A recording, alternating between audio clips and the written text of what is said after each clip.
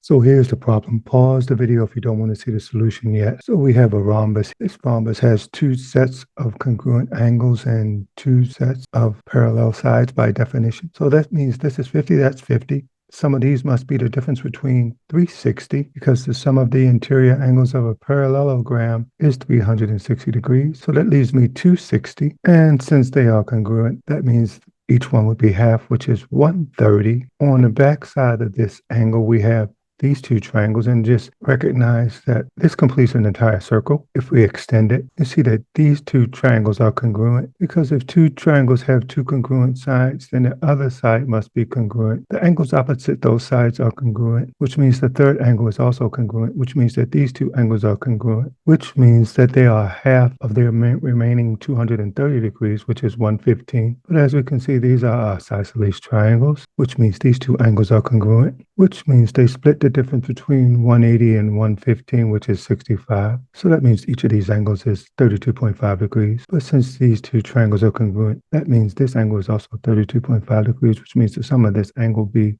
is 65 degrees. So does this make for rigorous practice? I guess the question is, if you were a young, bright-eyed hopeful, would you find this helpful? Yes, no, don't care, I don't know. What do you think? Chime in. Don't chime in.